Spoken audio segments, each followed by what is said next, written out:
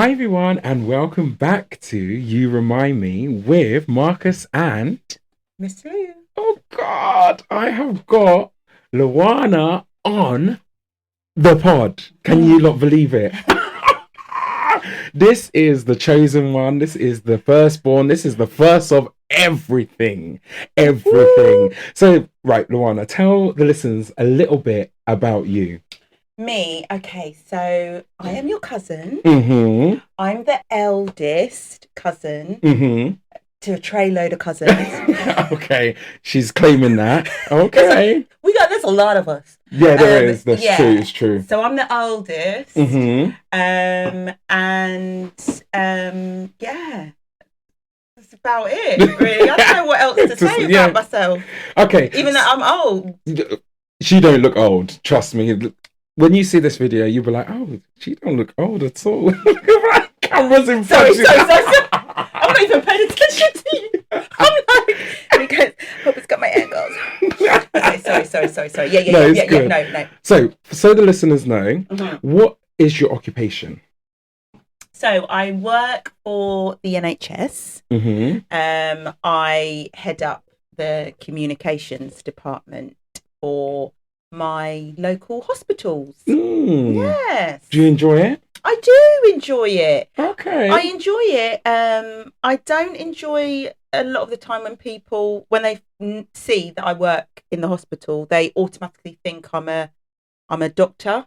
Oh, okay. Yeah. I'm a clinical person, but I'm not clinical. No, you're very up there with the I'm more strategy. Okay. I can communicate how we as a NHS trust is saving and improving people's lives, but I just can't actually save or improve your life. You know, one of them ones. Yeah. Do you know what that sounded like? You were writing a very strongly worded email then, and you're like, right, I can write in an email, but if you tell me come and do it practical, I'm practical. Okay. No. I can't do that. I can't do that. Oh God. So that's the only other downfalls working in your local hospital is that obviously you see people, you might see people at work who you know outside, and then they won't stop you in the corridor telling you all their ailment, their illness, and I'm like, oh God. It's just like, I'm just at work. I'm not even a doctor, babe. I don't even know what I'm going to say.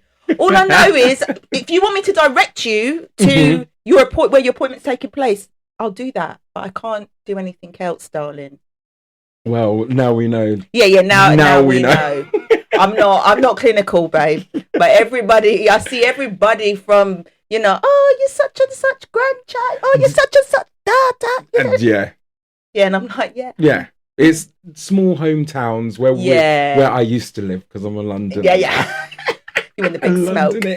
Yeah. So, but here is everyone wants to be up in your business. In your business. Like not even want to know. Like not even want to be like, just like updated. They want to in your business. Yeah.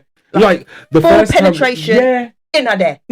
They are in your business, and that's what I hate about this little small town, because I just want to dip in, dip out. You want to do what you're doing. Do you know what I mean? Live your life. People don't need to know, but everyone has to know the ins and outs. They even want to know when your shit come out this morning. Do you know what I mean?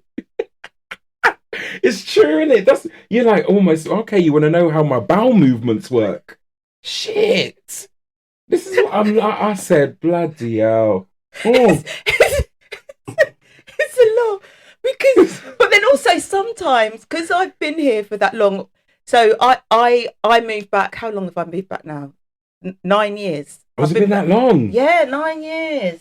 Gosh. But I have been quite successful in staying out of you know, so, and I think it's kind of on the peripherals. It's not. Yeah, I feel where you are here, you are enough out of. Yes. The real deep inner thing. Yeah. So, you'll know when yeah. But before that was I always used to say that it's a great place to be born and grow up in. Yeah. No, it actually is. But I can't live here. I can't. Yeah. No, that is the reason why when did I move out? Like when I was 19? Yeah. So from that time I was like, see you later. But it's brilliant, lovely town to grow up in, go to the schools, because we all went to the same schools. And we all grew up, went by grandmas. We had a very good life. Like we always saw each other, which is just a great community feeling. Very much so. It was lovely. It was lovely. Great. But as soon as I got into uni, I was like, oh yeah, I'm going to London. That's it. Yeah, that's all I was. I was so excited. I can't wait to move out. And then moved out. You know, was living in London for the majority of my adult life, and then met my husband. Did you meet him at university? No. I met him when I was at university. We went. I studied media. Okay, so I first studied when I first went to university. I was doing a joint honours degree in dance and media and cultural studies. Oh, okay. Yeah, and then I did that for 1 year, and dance. The environment was so toxic that I couldn't. Yeah. So then I dropped dance after a year, and then just majored in media and cultural studies because I used to love dance. But let me tell you how toxic it was. Now, you know me from when I was born. Right. Yeah. And I've always struggled with my weight in that trying to put on weight. Yes. Yeah. Because you've always been, you're just slender, Margaret, Louanna's just there. Right. So I've always struggled. Why is it when I'm there at uni, there used to be every Friday, we used to have a fitness fitness class with an ex-army guy. Yeah. And they would weigh you every Friday. You would get weighed. That is the sad truth of... Right. Yeah. And this was like 6 months in. And I remember him saying to me that I needed to lose a few pounds. And you said, where from? Rummy Malts? Because where else I going to lose weight? And all this time there, I'm trying to put on weight. Because for me, right, okay, it's a bit of a racial stereotype, but like, I'm a black girl. Like, where's my bumper? You see what I'm saying? You know how long I've been trying to put on weight? Now my man's telling me I need to lose weight. And you were like, I want bum, but he said, no bum for you. Oh, God. I said, hell no. Something is not right. I said, nah, this isn't right. Then what really just was the last straw was I went into our changing rooms before a class, and one of my friends, I won't say her name just in case she might she was getting ready. I see her in the corner. I'm thinking, what is she doing? Because I just see her turning in the corner, and she was just like, and I was like, what is she doing? She eating. What is she eating? She's eating tissue. Oh my God. Yeah, this is what they do. Like, they say dancers, they eat tissue to make themselves feel, and they smoke cigarettes as well, and then they just go about their life. But what is tissue doing to you? And I was like, I'm going, why are you doing that? She goes, no. And the way she's telling me, it's like so matter of fact, like I'm the abnormal one. Oh. And she goes, no, you eat tissue, it fills you up, but you don't put on weight. And it's like but that's not good for your body at all. She's looking at me and like as if to say, like, duh, like, what are you on? Like, this is what, and I'm thinking, wow. Huh? And then next girl in the toilet throwing up she guts. She's bulimic, so she's wow. And I was like, this environment isn't for me. I'm not about that. Okay. Yeah. Because in the real sense of it, I mean, I don't really actually want to make a career out of this in dance. Yeah. I just really want to, as long as my skills are enough to keep up with the latest choreography and music videos so that I'm cool in the clubs. So that's all I'm interested in. Yeah. Yeah, basically. But I think that's from having 3 children. Now you're just like, I don't mind being a TikTok mum and dancing. Where if you didn't have the 3 children, you say, well, are they eating tissue? Are they smoking cigarette? Oh yeah, I was in the corner. It was like, imagine this story actually was about you. and I've just created a fictional character because I can't name her name. No, people, it weren't me. God. But yeah, I dropped dance, and then I majored in media, and I did work experience for media, and one of my work experience was working at a music magazine. And when I went into the music magazine, there was a nice looking editor Oh, and was Drew. That was my husband. Yeah, that was Mr. Drew. Oh. Yeah, so that's how we met. He got with the work experience girl. Oh God. Yeah. And then so then that's why I stayed in London. He's from North London, so I stayed there, and then we moved back because we had children and we wanted to buy a decent property. Fair enough. And Bedford actually at the time was a very good place to buy. Exactly. It was good because the amount you're getting, what you're getting for your money here, we probably would be able to get a 2-bedroom flat in the area of London that we were living in. Yeah. So, and then you would have had bunk beds, and do you know what I mean? Both you and Drew's got bunk beds as well. The little one sleeping on the bottom. You're like, you're right, babes. Doesn't matter about where we live. It's because we're in London. We're in London. We're together. Exactly. It's all right. Nah. I'll say all right. Let me go back. Innit? Let me go back. God. Don't forget, guys, you can find us on Instagram if you want to get in touch at you_reminds_me. And also, don't forget to subscribe. Send us a DM, darlings. We'll always get back. Love ya. Well, let's move on. Yes. I'm going to get to the whole reason why you are on the pod. Okay. So, I have been doing a little mini series with people who have been there for me, and I've said it, and I've been like, maybe I'm being selfish, but I don't care. But the question I've been asking everyone is like, how do you feel you have been there for me in this process of my grieving over my mother, basically? So I think for me, or I'm hoping that I've been there in the sense of relating to that. So, you know, you've lost your mother, who was my auntie, and I've lost my dad, who was your uncle. Yeah. Within a very short space of each other, 1 year apart in the same month. So I think probably, what was the initially when the news broke about auntie, it was, my first thing was just, when I closed my eyes, I just saw your face. I was just thinking, oh my gosh, this is, and it brought me back to me, how, and then I was trying to be how I found it helpful when other people were to me, for like to you, like how you, I understand where you're coming from with that. It felt very much so like I even asked you to help me with the eulogy, all of those kind of things, which is quite a big thing, isn't it? Like I've never done a eulogy before. I'm going to be truthful. You didn't really have much of a say in your dad's like celebration of life. Correct. Where on my hand, I had a lot of say. Yeah. So maybe the two of them seeing it. And this is why I actually said a few weeks ago that we had a 3.5 hour conversation and we talked about everything.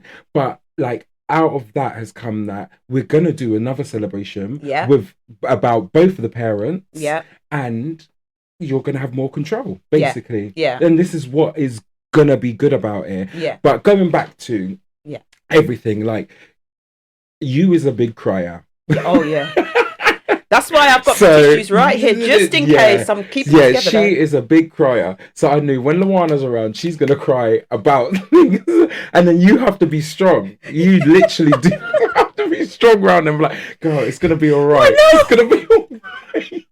Because I know I'm like that, right? And then, like, at Auntie's celebration of life, I'm like, oh, no, I'm going to be strong, for Marcus, and da-da-da-da. And then Tutu's like,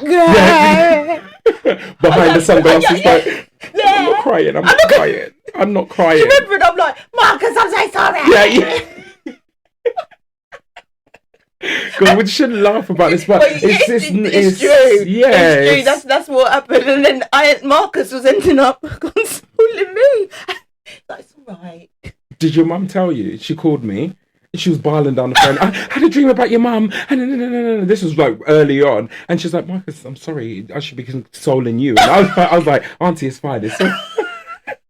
So this is where I was coming from. Like, I have been that organizer of everything. And I think that's what I put up. Yeah. And I was saying before how I am due to have a breakdown. I don't know when it's going to happen. I have put in like my therapy and stuff like that. And another friend has actually recommended me another one who does theatre people. Right. So okay. I need to go on that because I know I am due. I have my little mini staff and you sit there and I'll just be like, why me? And what, like I did that last week and I said, oh God, big barlin. And I just said, all right, just back to the bottle. See, do you know what I mean? I have to,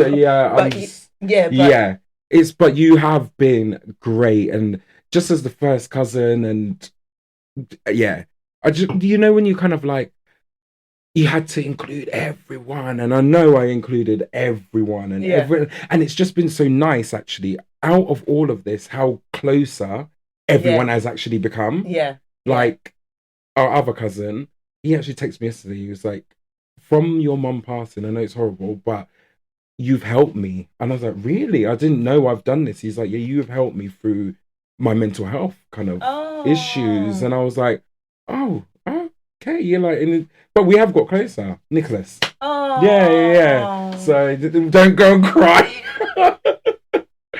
Yeah, because the boy's going through it. Like, a lot of shit just came out. Like, after mum passed, everything was just happening, isn't it? People were just and doing it. And I said, rah. Like, life is shit and it's hard and we are just trying to go through it. Drink that wine. Oh, that's so sweet.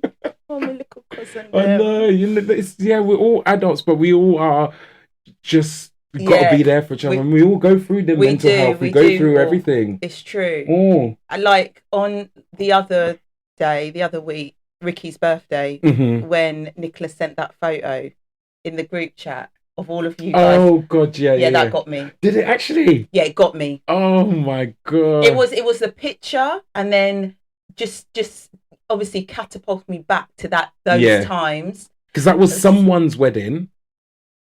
Was it Uncle Desi's? It was someone's wedding. Is it? Yeah, I feel like that was. Maybe it was Uncle. I don't know. I can't remember who it was, but it was young. And you and Nicholas, they in shirt and tie. That's what I was creasing up about that as well. It's like, what them two there in big shirt and tie? Yeah, like shirt and tie. We had to look sweet. It don't matter what age you are. We have to look sweet.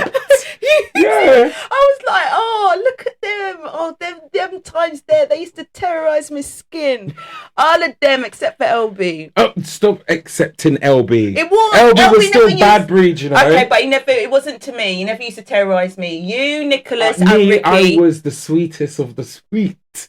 Yes. Lord. No. Listen. Who are you looking for? Auntie, because she's there saying that, Ma. No, she said, that's my baby. No, my baby could never. Yes, Mum. Hey. Yeah. She said he could never. Yeah, it was good times. And then his words, it was just like, I really, it got me a bit emotional. Yeah, he's sentimental now. He's like, right, let me step back into the family. Not that he stepped. Well, everyone we just doing our life. Yeah. We're doing life. Yeah. And then these things, sadly, have to happen for us to come back together. But we're back. Yeah. Do you know what I mean? Like, and we'll be back. We'll be stronger. Yeah, exactly. We will be stronger for it. Yeah, so. But now I want to just say thank you for being there for me. Like, I would text you and ask you questions, and you're just there. Like, all the time you come and I say, all right, we've organized this. You're there. I say thank you. But it's my pleasure. Yeah. I like to also, it makes me feel needed. I'm not that, and that I'm not that old that I'm so out of the loop. Oh no, not at all. No. Yeah. So that's nice. I do like that. And in a way, it also helps. I think what's happened with Auntie's also helped me as well. Like you mentioned before, in terms of being able to, us going to organise another event for my dad and your mum. But it's helped me through my grieving process for my dad as well, because like you said, I haven't been as involved kind of with that. Did you find, actually, this is a question I wanted to ask you. Yeah. So we both went to a medium. after the medium, did you find a sense of like relief or Yeah. a big like, and not saying it gives you mouth, but it's giving you that understanding, and it really did open my eye. I walked out like, oh, they're on cloud nine. She loves me. She's there. Do you know what I mean? Like it just, from going in and coming out, your brain changes. Yeah, it does. Yeah, it gives you difference. It helps with, well, so they say there's like 5 stages of grief, and I think I'm probably it helped me with the, I can't remember the order, but I think the acceptance. I can't remember what acceptance is. I think it's number 3 or number 4? I can't remember. It must be down bottom of the list. So it's helped me get onto that stage. A bit, because I think I was just stuck on this denial type of thing. Not believing. Not believing, like, why, and then questioning, doubting, like, well, why? Well, why? Is this really? I can't believe. And every so often, I might think to myself, I can't believe my father gone. Yeah. It's so weird, isn't it? Like, you would go and call him, and you say, oh, well, no one's gonna answer. No one's gonna answer. Yeah. I'm yet to. I can't take his erase his number out my phone. Neither can I. She's still at the top of the list.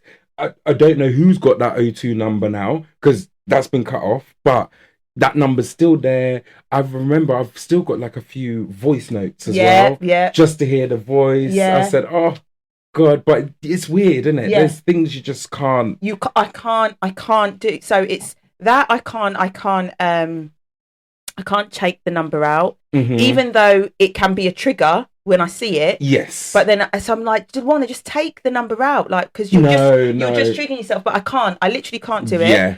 And then I found myself on a couple of occasions, I've gone to listen to voice notes from Dad. I've gone to listen to voice notes from my granddad, who passed away 6 months before my dad. And I've gone to listen to voice notes of Auntie. Oh, have you got a few from Mum? Yeah. Oh, I've got about 5 or so from, and recent-ish ones. Oh, okay. Yeah, so I'll go and listen to them. Yeah, it might be something that she's telling you a secret. No, but no, send me a little one. No, because the one I had was like a what do you call it? A voicemail that she sent, because she always used to love leaving a voicemail and being like, Marcus, it's your mum. Like, I don't know. It's your mum. I'm just ringing. I know that you're swimming, but make sure you ring me after. Like, that's what you're sounding it. And then every time when she called you, right, babes. Hello, babes. I said, no, you're right, mum. Yeah. Oh, yeah. I could just hear her voice. It's so, was I like coming back home, the house is quiet as hell. Yeah. So I just put in, I clean in, I doing all these kind of things just to keep but the house is peaceful. That's one thing. Because actually, I was saying to our uncle today, I said to him, when Grandma passed, because she actually passed in my house, I couldn't sleep in the room. I couldn't feel comfortable at all. And Mum always just said, no, Grandma won't do nothing to you. I know Grandma wouldn't do anything to me, but it's just my brain telling me I had to sleep with the telly on. I don't sleep with telly on. I sleep in darkness. But now Mum's passed, there's a sense of calmness in the house. And we have got her ashes on the mantelpiece. Right. It just feels calm. Right. Okay. Yeah. It's weird now. And I don't even think about Grandma. Right. Like, that, what happened. And do you know what I mean? It hasn't got that about the house. Okay. So I know she's there. Yeah. She is there. She's there in my skin. Yeah. Oh, God. She's most probably here now. She is. Isn't it? She's like, I want to be on the pod as well. Something's gonna drop down. She's gonna make her presence. She'll say, yeah, you bitch. Yeah, I hear. Imagine, like, she's like, man, like, I'm here. My mum never used to speak like that. I know, but it's just been funny just to shake things up a little bit. She might just change her. Yeah, she might. But do you feel, because you were saying before that you find it hard to sleep in the house? Yes, like, is that got better? Or then now I out like a light. Is it? Yeah, it was so weird. Is it since her ashes came? Yes, I think so, you know. That is just an easier see. When she first passed, actually, 3:00, that the time when she passed, is when I used to wait. I could only maybe sleep, but then you got alcohol in your system, so you're not sleeping good anyway. But I would wake up 3 o'clock on the dot, and I said, "Why am I waking up at this 3 o'clock?" Then I put two and two together. I said, "This is the time she part," and it kept happening for a good couple of weeks. So I was getting broken sleep. I don't know how I was functioning for the day because the house was full. Yeah, the house was full from the Friday. I was saying people are coming in the house to eat food, drink, and find out how she passed. Certain people, do you know what I mean? Not family, but certain people. That's what they do in Bedford. That's what they're coming. But my sleeping pattern was diabolical.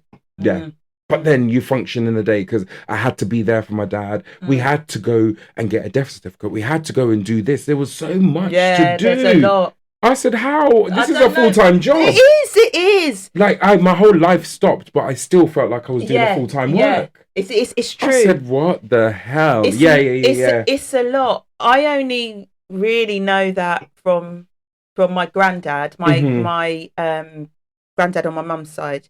So and then it made me think, oh my gosh, just imagine like what our parents, your mum and my dad and our uncles had to do for grandma and granddad. Like that's a lot. Because I was helping my nana with my granddad, and it was like going to get the death certificate, and there were so many things where he's just like, oh my gosh, this grieving this is brutal. You're not allowed to grieve when someone passes, because you've got to make sure the government, the goddamn government, need to know every damn thing. They don't allow you to breathe before that. Like all of this process that you have to do. It's so many. That's why I say I'm due a breakdown, because I've still got that guard up and like, all right, I got to make sure I do this, and there's still stuff that just pops up, and you're like, oh my god, it's a lot, and I didn't know that until like my granddad. It was like,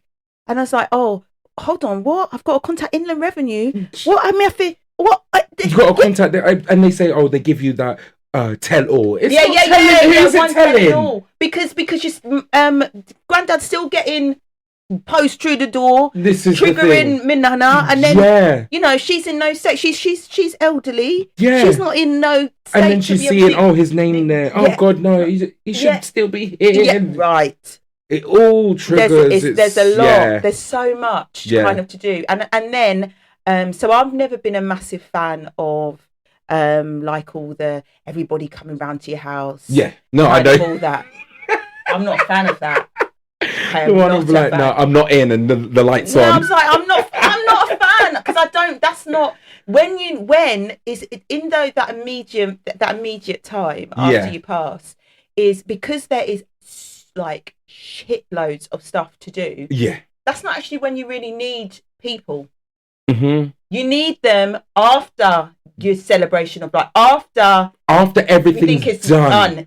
That's when you need people to be consistent and to maintain the because I can imagine the nail on the head. Because for you, I imagine it's been like, and probably now it might be starting to be like, look, it went and they went vroom like that.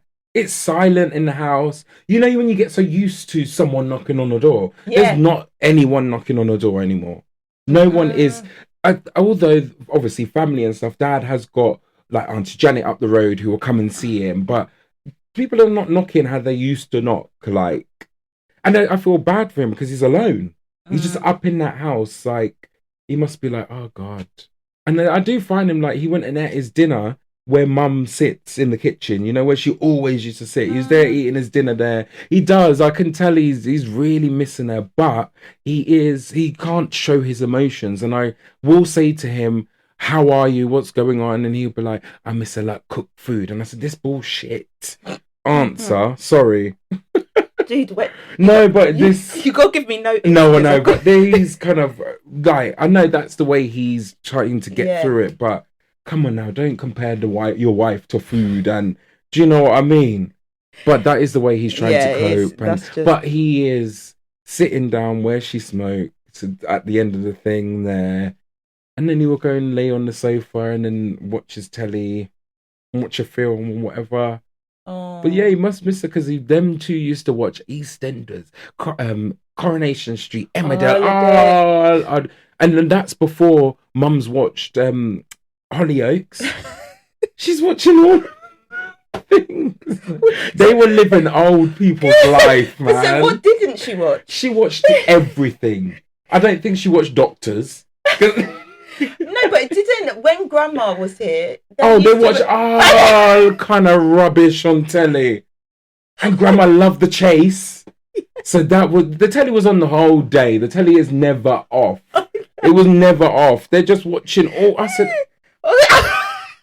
I used to say to my mum, well, I'm here and you're either in the kitchen... Yeah, you come down to visit. Yeah. And you can't even... Let's get out the house. No, but... I said, oh, God. But anyway, we miss them dearly. We do miss them dearly, but they're living it up there. Yeah, I hope they are. Two because we know how, well, when Grandma left, it was really hard for everyone. Yeah. Especially our children. But yes. I do think, because she was always with Auntie. Oh, it did hit my mum bad. Yeah, it was a bit different for Auntie, I always say. Yeah. Because they were... Yeah, every February after she passed, she was in a state. That week, I'll be like, what's wrong? She said, it's when Grandma passed. Yeah. So I said, it's all right, but just take your time. Don't put yourself in that because you know your heart and whatever else. Like, you don't need that. Because her heart, I must admit, my mum's heart was humongous. Yeah. For everyone. Yeah. She given everyone that she last penny. Yeah. Yeah. She don't care. And when she would say to people, like, even she'll say to your little one, I'm going to get you this for Christmas. She come in with her little thing. She must be like, bloody hell, Auntie Time. Why don't get her that? Why did you get her that? Now it's all over my house. We don't want to talk about... We don't want to talk about Auntie Dime's gifts, do we? Because the eldest, who's an adult now, big ass child. Yeah, well, that was like, oh no, didn't get to... Auntie Diane had already co-signed her getting a tattoo. No, I know. And now she didn't get the tattoo. Oh. So I was like, what do you mean? Auntie Diane never said anything to me about she's taking you to get a tattoo. It doesn't matter that you're of age. You're just of age. Just reach the age. Exactly. About tattoo. Yeah. That was my mum, yeah. It's true. She would, it's true. yeah. And I said this at a celebration of life, but it is very much. She had a very unique talent of forging a special relationship with every single one of her nieces and nephews. Yeah. And she would pick up the phone to all of you and ring in everyone. Yeah. Yeah. And it was a different type, it was, I don't know how she managed to do it. I think that's why I say it is a talent. It's a talent. It's a skill. Mm-hmm. That you can have these up-to different relationships. Yeah. That were really, and you have these connections, these really special, close connections. With each one of your nieces and nephews. Yeah. Everyone. Yeah. Yeah. And it's and each of them will feel like, oh yeah, I'm really close. Yeah. I'm really close. Yeah. Oh yeah, we're the closest. Yeah. I don't know. Maybe she was but everybody like phantom or something. She had faces, in it. Everybody Jekyll was and Hyde. That's it. She could just everybody felt close. Yeah. So it's a big blow, and it's a big. It is a big blow. But then we like you were mentioning earlier, I think what helps with the grief is really focusing on her legacy, like what she has left, behind, and her and it's very similar to Grandma and Granddad, is that their values and how they were and what they wanted and their family values and their moral values, it was just, they're so strong and so it was so powerful that it's gone, that's what you have to and it's filtered down to us, and we have to keep that going. I'm sick of this tradition, people knocking, as you would say, people knocking on your door, and the whole 9-night thing. It's cute, it's nice, but people don't realize how much money goes into things. I know money is no object, like it shouldn't matter, but when it's coming to, I have to cater for each and every celebration we do, It's hard. Yeah. It is hard. Dude, like, we're going for a I don't know living. how are we meant to change this up? But yeah. That's my little thing after going through what I've gone through. But yeah, we just got to stay strong. I keep saying this to myself, and I know she's living through me. Something good's going to happen soon. Yeah. Do you know what I mean? I just you're doing good. You're there when I look on stories on Facebook. Every weekend I'm going somewhere new. Yeah, you're in different. You're traveling. You're doing that's what you should be doing. Yeah, and that's I think that she has left and her not left her strength, but she leaves kind of. She gives you added strength in terms of her spirit.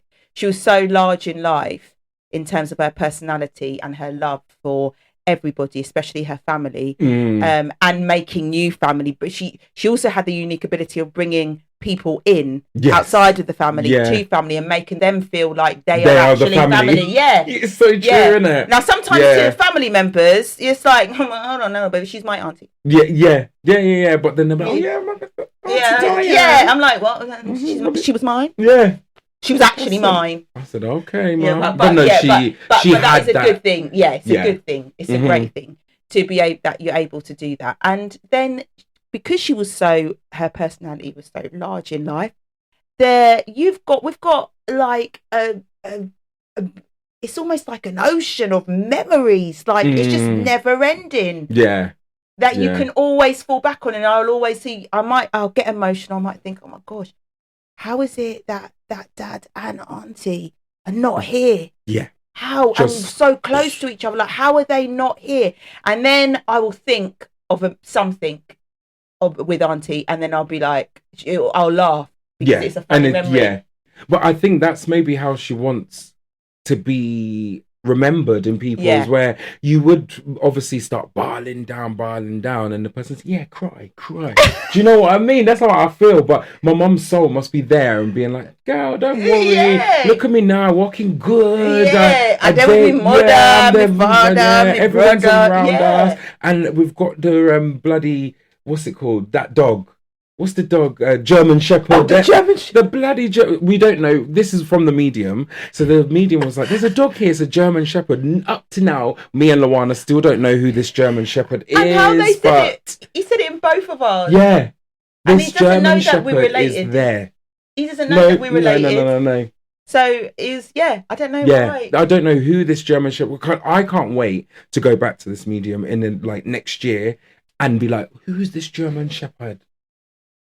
Because Mum, who's a German Shepherd? Tell me in my sleep. Or maybe you're going to get a German Shepherd. I don't know. I don't want no German Shepherd. They're big old dogs. Yeah, they're the ones that they're quite big. That the police have. Are they the ones that the police dogs? Almost, yeah. They're quite big old dogs. I think they look a little bit scary. Yeah, they've got Are they quite brown? Yeah, brownish, like black brownish. Yeah. Kind of thing. Yeah. But me and German, watch me next minute. Guess what I've got? A German Shepherd. I'm there. And the medium's like, it's a German Shepherd. I done told you about that. Oh, right. God. Well, anyway, let's end this part here, and then we will come back with our news part in a bit. Don't forget, guys, you can find us on Instagram if you want to get in touch at you_remindsme. And also, don't forget to subscribe. Send us a DM, darlings. We'll always get back. Love ya. So, we have got to that part that I like to call the news part. Oh. I know it's a little news thing. So, I'm going to jump straight in now. All right, okay. So, Daniel Kaluuya. This is really nice news, actually. Daniel Kaluuya has got a statue that has been erected in Leicester Square. I know the word erected, isn't it? But that's what you do, isn't it? You erect a statue. It's true. I'm just immature. Sorry. Yeah, it's been erected there. But it's a statue of him when he was in Get Out. And it's like when he's falling. Oh. Yeah. So that's what I was kind of trying to think. I was like, it's so nice because he was like, oh, I used to go and have lunch between auditions in Leicester Square. So to have this here, and Get Out is a great film. It's got a lot of meaning to it. A lot of people might have been through that. But what do you think about having a statue of not him, it's a character? Yeah. Do you know what I mean? What, in Big Black History Month? Is that what? I think this is what they're trying to say. Like, I don't know, but they've put up. I'm not against or opposed the statue of him. Yeah, no, not at all. Yeah. But the character of that movie in Big Black History Month. I don't know if that sit well with me. This is the thing. But then also, the character, no. If it was of him, yeah. What would, like, allow people now to just let people be them? Why are you going to choose a character of the man and put up a statue of it instead of saying, right, let me have him standing? Because if you see the statue's of him when he falls back, it's that. And the statue's like on the ground and he's not elevated, but what is the word? Like, suspended in the air. I actually can't believe that that's a thing. Yeah, that is what they've put up for him, which I say well done to him because he's being recognised, but recognise Daniel for Daniel. Yeah, because he's actually done quite a bit. Very well, yeah. Yeah, he's done very well. He's, Black, British. He's managed to cross over to Hollywood and made a name for himself. He's also got good. Didn't he direct the kitchen? Yes, I was just about to say. Exactly. Yeah. He just did the kitchen. So that's good. Good accolade to have. He's got a lot of belts now, so he must have produced that as well, or had a producing hand, and directed it. Yeah. He's an actor as well. All of these things are hard to. Yeah, to be able to mesh and to successfully and effectively mesh together. With the kitchen, he's also brought out some rising stars. Yes, who we didn't know. We've got the oh gosh, I forget her name, from the Cabs family. The girl. They're quite big. They're quite big on. Oh, I know who you mean. Yeah, she's got 3 kids, and the dad and stuff, but the little girl gives jokes. It's the eldest daughter who was in it, and I can't remember the daughter's name. I know who you mean. So big YouTubers. So I like that. I love that. Then he brought in the kitchen like other well-known pioneers within Black Britain, like Ian Wright. Oh God, I forget. Do you know what I mean? That is he's done quite a bit in terms of Black British cinema, and also nostalgically as well. He's done it, and he's just pushing the barriers, the boundaries, breaking boundaries and elevating us as a culture from the racial stereotypes that we hold. So it is a little bit in one hand I'm like, oh, that's good, and then when you hear it's the character, I'm like, I don't know. Yeah, exactly. Oh, I don't know. I don't know about that. Yeah. But as we talk about Daniel Kaluuya today, it is Ugandan Independence Day, and he's Ugandan. Oh, okay. He's Ugandan. So, and all my connections with Uganda. I know. I'm a bonus Ugandan because my husband is. So, I'm all for that. But yeah. I was gonna say something naughty then, but I'll keep my mouth shut. I'll keep my mouth shut. Yeah. But anyway, yeah, I'm conflicted with that. Okay. You left me conflicted. Oh. I don't know whether to be happy. This is why I talk about these things, because you think, well, it is a happy news, but then when you actually dissect it, you're like, this man is not actually being celebrated in the right way. Yeah. Like, he isn't. But he is. So we're conflicted. Yeah, I'm conflicted. But all I say is, well done, Daniel. Yeah. We are rooting for you. You're being great. Yeah. We salute you. Let's move on. So the next piece of news I have is a bit of a sad news, and I'm going to do both in but I just wanted to say RIP to Cissy Houston, who has now joined her daughter and her granddaughter as well, and it's so weird when people have put up actually that it's 3 generations that are up there now, up there together. But she lived a good life. She lived to 91. If I lived to 91, I said thank you, Jesus. Even though me and Jesus are not a good friend at the moment, but thank you whoever. Anyway, but and then that brings me on to John Amos. Oh, yeah. So he passed as well, didn't he? Yeah. But there's been shit that's happened with that, because didn't the man pass in August and the world found out, and I think even his daughter found out in the end of the same time as the world. So was it maybe like 2 months later almost? I don't know what's going on there, but apparently, allegedly, his attorney posed as his daughter when he passed in August, and 9 days after him passing, she got him cremated. This is all allegedly. Right. So this is what's been going on. The daughter's like, I didn't know my dad died. I don't know how this has happened. He didn't have one member of the family at his bedside when he passed. So I don't know what's happened there, what's going on. Did the man do wrong to them? But even us as the world, like, because you know, people are always, the news is quick. Yeah. Someone dies, bam, we know. Yeah. Like, I just don't know what's happened there. I don't know. For me, that is I grew up in my childhood. I know the man's face. Coming to America. Yeah. That's my favourite film. Yeah. One, that is Coming to America 1. Yeah, two. I don't know what happened with 2. I don't know what happened with 2. Let's not talk about that. Because it's Black History Month. We don't want to talk about that. But Coming to America 1, that's like my favourite film. So I get that he is part of it. But there was also, I saw on TMZ or maybe World Star Hip Hop, that, did you see that news report of, it's a picture of him, when, like, must be in his later days because he's getting proper old, with like a young girl next Yes. And she said, and there was a picture, and she said, yes, I gave him it good that day, something along those lines. Yes. I said she serviced him well. Yeah. I said, service well where?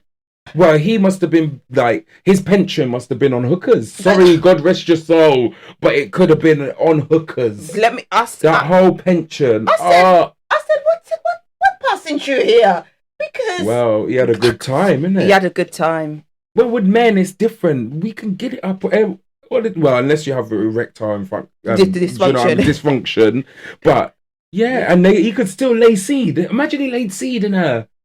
Big 91, he dead. No, I shouldn't say it like that. But he's gone, and he could have laid a seed in her. Something's not right there. Yeah, God rest his soul, but something isn't right. Yeah, something needs to be data. Yeah, knock on the doors. Yeah, you need to look into that. God.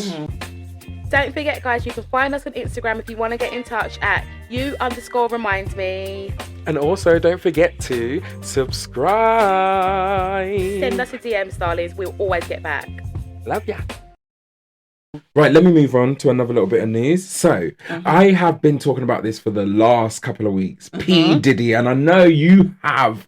You must have been following all of the things, but I'm up to the point now where 120 people have now come forward and they have lawsuits against him. And it goes from the age of 9 is the youngest person, right up to whenever. But there's also another video that is going to come. Well, one of the videos that is going to like shame another big artist that is going to blow up soon. And me can't wait. I can't wait. I don't know why I'm so invested in this Diddy thing, but it's madness.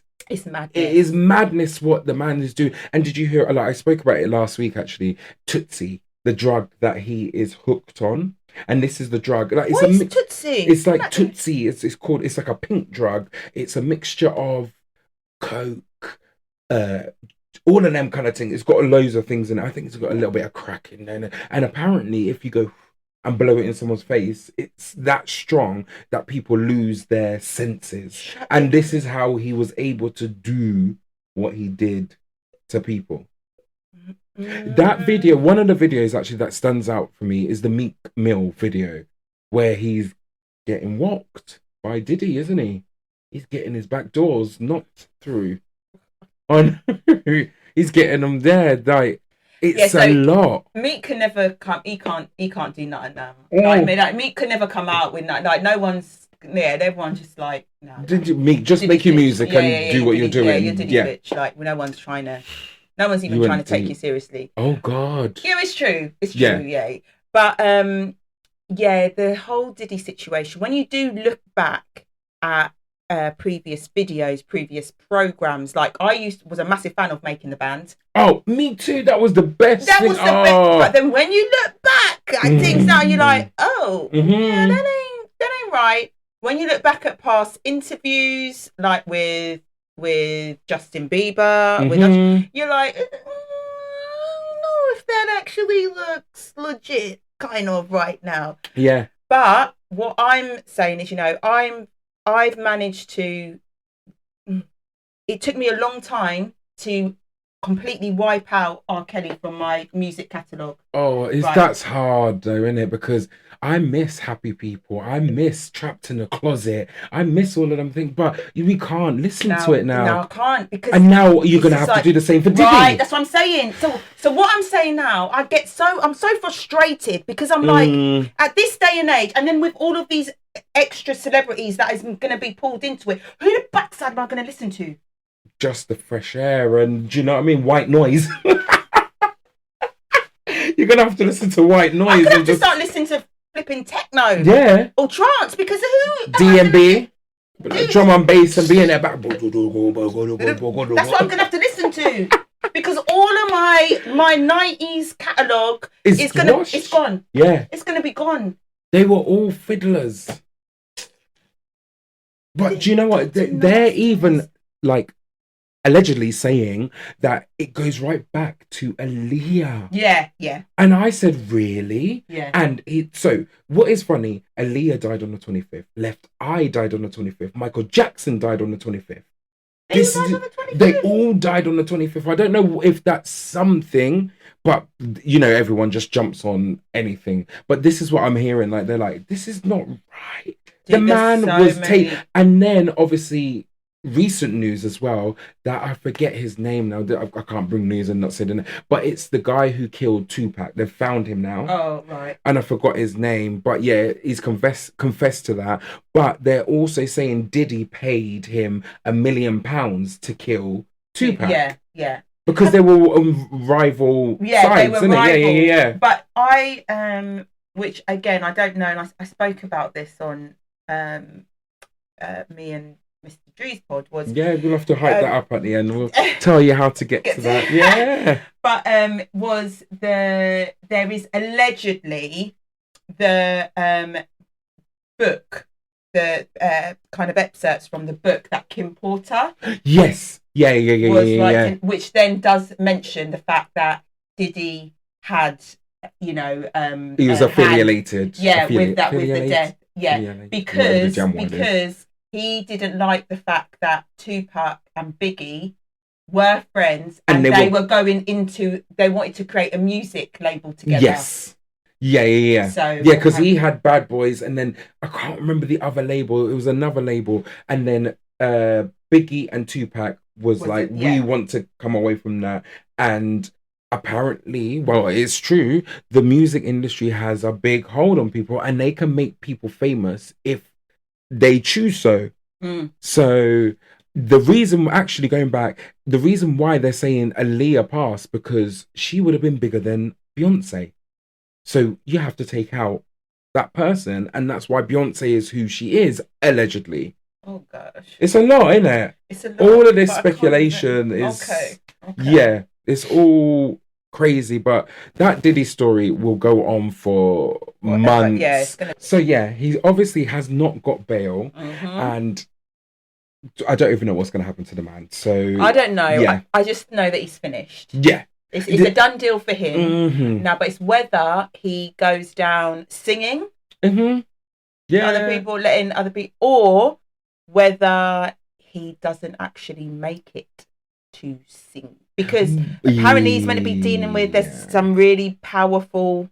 Yeah, apparently even Ciroc people are involved, and they are powerful. Oh, yeah, because and this is why everything has come out, because in so many words, he owns Ciroc, but he doesn't own Ciroc. Right. So it's a bigger company who got him in, and he said, I can change Ciroc for you and make it for the people or whatever, which he did. Yeah, he made he did. Over 2 million something, where it was only selling 500,000 kind of thing like that. So they were like, wow. But it's allegedly them lot who let this out, and this is why it's now snowballed to the fact, like, back in the day, J-Lo was involved. Yeah, there's so many names now. And apparently one of the 120 victims, one of them, because that lawyer, is it Busby? The one that, for those victims, apparently one of them has settled with the other well-known person, famous person, because they have, that well-known famous person has settled, financially settled outside of court to prevent their name being said. Because a lot of names are going to be said, and this is what they're saying. They're like, wow, people need to watch out, and they know their name's going to be said. I said, but no, I don't think anyone should be able to pay their way out. Like, I know you're famous, you've got the money, but you did what you did. I know, but I know these things happen, and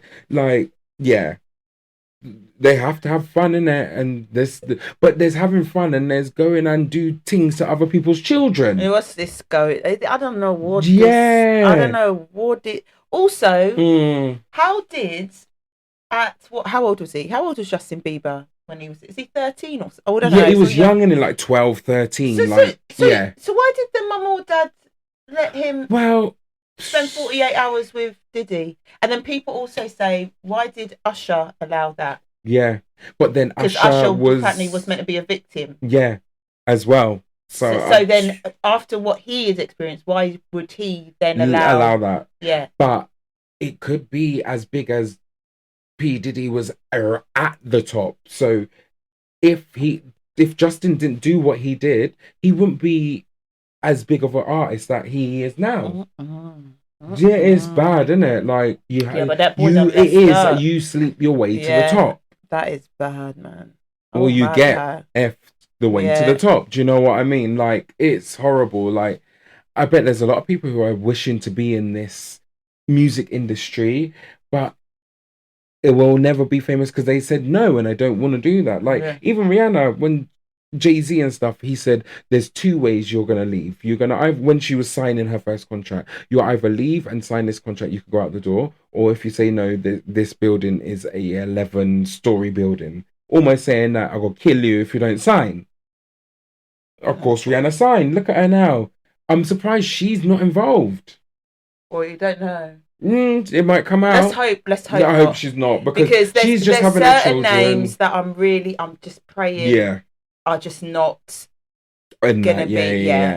Her name is one of them, and others, but I know that they probably are going to be implicated in some way. But I'm just like, oh please, and your music list is just done. It's gone. I'm not even going to be able to, like, please don't bring the Queen into it, please. But I know you're bringing the Queen there behind us. I know you're bringing the Queen into it, but I hope you don't. But she obviously is walking around with blinkers. She has seen this happen. She has. I 100% seen. I know that she has seen stuff happen. Well, I don't think that her husband got his ass beat by his sister-in-law for no reason, because he was at Diddy's party. No, imagine sorry. That night when she kicked his ass in the elevator, he said, "Yeah." Beyonce said, "Where you been?" We need to go find Solange. Because Solange is like, have you seen that meme or that TikTok where it's like, my laid back, kind of placid sister won't say anything, but I will. It's the T-Pain voice where it's like, oh, talk to me, I talk back. And that's Beyonce and Solange, because Solange is like, okay, she ain't saying nothing, I'm letting you know. Talk. Yeah, and she kicked his ass. The way she gave him bottoms was she probably was cussing him, saying, "So what the backside you doing at these freak offs? You freak off? You want a little freak off? Yeah. When you let me give you a freak off." Boop, boop, boop, boop. She gave him 2 kicks. He said, "Boop, boop, boop, boop," round the place. I did head. Boop, boop, boop. You ain't say her name yet. She did not 2 cents in the head. 2 cents in bam. But anyway, let's end it there. Yes. I want to just say thank you so much for being on the pod. Look how long we talk. We just talk. But no, it's been great, and this is just part of my little mini series of just speaking about it. And I hope, and I know a few people actually have come forward and said thank you, because people don't speak about grief. We don't. We internalize it, and it's lovely that I've got family that I can speak about it. Although sometimes it is nicer to go to a therapist because it's an impartial ear. But look, we can have a 3.5 hour conversation, and that day we talk. I don't know how we spoke for that long. I don't know. I peed. I must have shit in that whole time as well. I got up, I drink, I went. Yeah. It was like we were trying to end it for so long. Yeah. But we just couldn't. And something else come. Something else. Like, what? Yeah, you said, really? I didn't know that. I said, no, you lie. You're telling me what? Yes, we found out family secrets. But yeah, that's between us two. Yeah. But I just want to say thank you again for being on it. Pleasure. Oh, God. Thank you so much. And this is my big cousin, Louanna, or Miss Lou. Yes, the big one. If you're dirty. But anyway, before we go, plug your podcast. So I do podcasts with my other half, Music to Our Ears, where we talk about, we just give a bit of left field commentary in the urban music world. So a bit of light listening, tune in, search your favourite podcast platforms, Music to Our Ears. There you go. That is Music to Our Ears. And I just want to say thank you everyone for listening again. I hope you have a lovely week. Yeah. Stay safe, wrap it up, and bye. Bye.